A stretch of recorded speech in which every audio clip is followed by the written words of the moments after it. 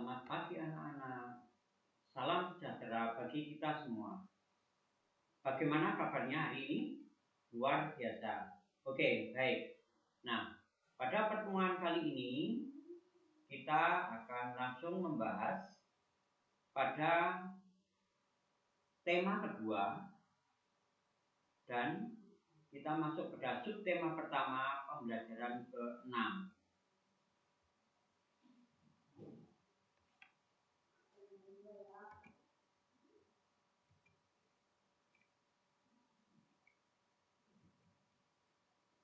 Yaitu kita akan belajar dari muatan pembelajaran bahasa Indonesia mengenai menuliskan informasi penting dalam teks sejarah.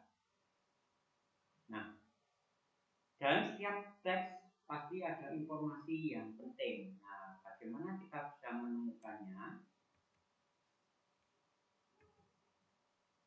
Dapat diketahui dengan mengidentifikasi menggunakan aspek kata tanya apa, siapa, di mana, kapan, mengapa, dan bagaimana.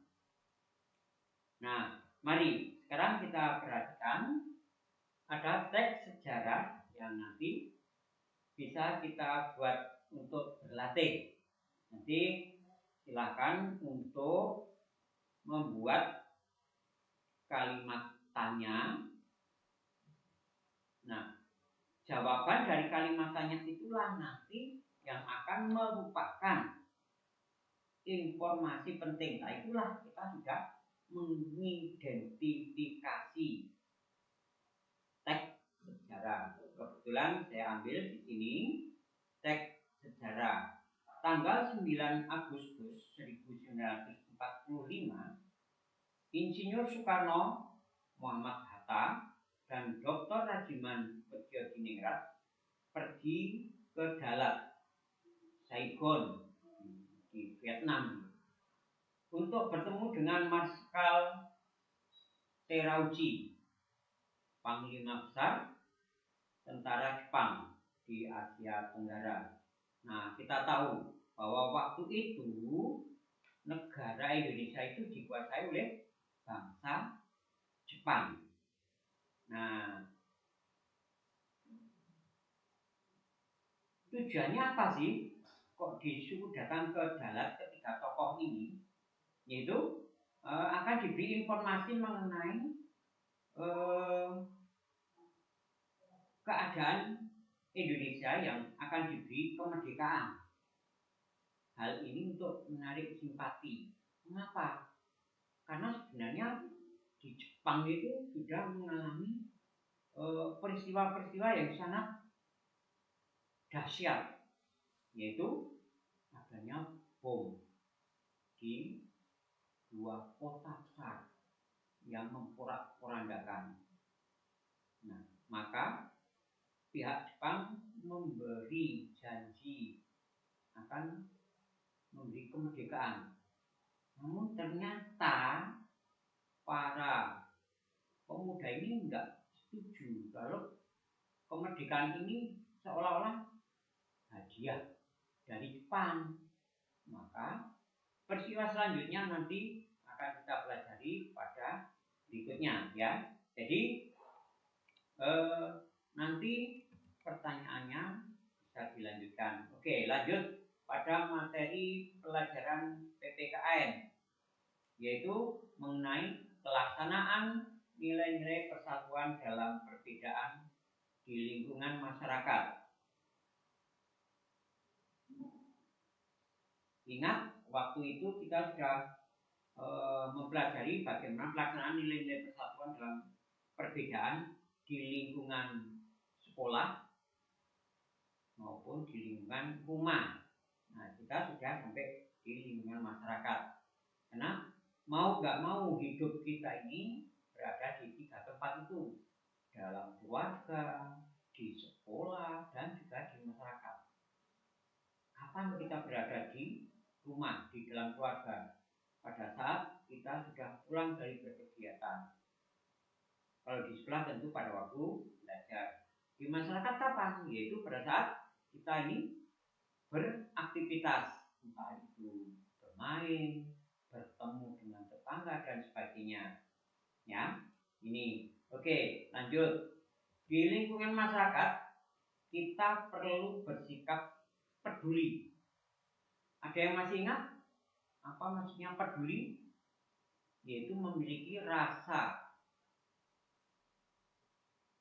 tersendiri untuk melihat bahwa orang lain itu juga memerlukan sesuatu yang hampir sama seperti yang kita perlukan, maka kita harus peduli. Contohnya,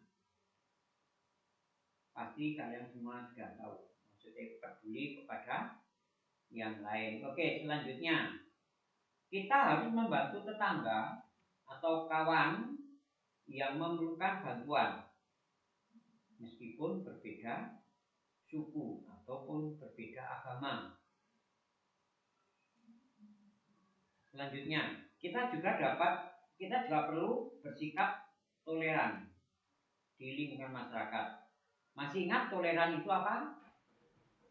Ikut tahu keadaan, ikut merasakan karena adanya perbedaan. Contoh, ketika tetangga sedang terkena musibah, kalau kita toleran, kita bisa menciptakan suasana yang tenang, bukan malah muter musik yang keras benar-benar. Enggak, ya, itu toleran. Contoh lagi yang setiap harinya pasti saat sudah ada azan maghrib, ya sudah semua kegiatan dihentikan dahulu. Kita ini toleran karena tetangga kita mungkin yang akan melakukan ibadat kan beribadat. Nah itulah perlunya kita merasakan nilai-nilai persatuan. Coba kalau sampai terjadi misalnya sudah tahu ada azan maghrib, tetangga mau beribadah maghrib, nah di rumah kita muter musik yang keras, kencang, pastilah akan menjadi perbucinan. Ya, itu. Baik, itulah tadi beberapa hal materi pembelajaran kita IPS, bahasa Indonesia dan PPKN. Ya, nanti ada latihannya, silahkan disimak berikutnya. Sekarang kita lihat dahulu apa sih manfaatnya yang bisa kita peroleh jika kita menerapkan nilai-nilai persatuan dalam perbedaan di masyarakat. Ini hampir sama seperti kalau di lingkungan rumah. Kalau kita menerapkan persatuan dalam perbedaan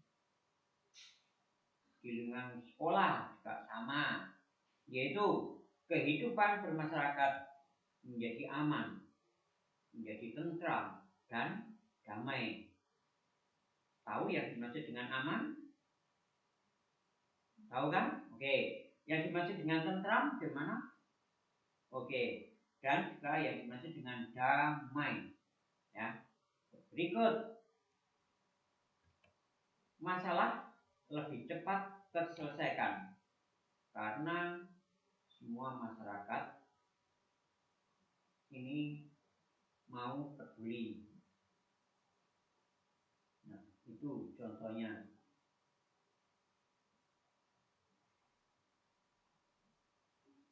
Nah, dalam masyarakat bersatu, ya. Ini kalau nggak ada persatuan, ya mungkin nggak terselesaikan masalah. Sama dalam masyarakat pun masalah itu pasti ada. Sama seperti kalau di dalam kelas ada saja permasalahan. Contohnya dua teman ngomong bisik-bisik sambil pakai telapak tangan nempel di telinga ke telinga teman sambil melirik seseorang. Pasti ini ada yang sensi. Ayo apa? Pasti aku yang menjadi bahan pembicaraan. Kalau orang Jawa kan ngerasani gitu ya. Oke, jadi kalau ada persatuan mesti masalah bisa terselesaikan. Lebih banyak pendapat yang disampaikan ketika bermusyawarah. Kita tahu penerapan sila keempat bermusyawarah, entah itu di rumah, di kelas maupun di masyarakat. Kalau anggota masyarakatnya itu menerapkan persatuan, ya pasti dalam musyawarah itu akan hidup. Banyak yang memberikan usulan atau saran, ya. Jadi tidak hanya diam saja, banyak ide-ide yang muncul ketika bermusyawarah. Baik, itu materi kita yang kita pelajari pada kesempatan ini. Untuk selanjutnya tetap belajar ya, tetap semangat ya. Terima kasih perhatiannya ya, dan tetap semangat belajar. Tuhan memberkati. Salam sehat di rumah saja dan sampai jumpa pada pertemuan berikutnya. Terima kasih.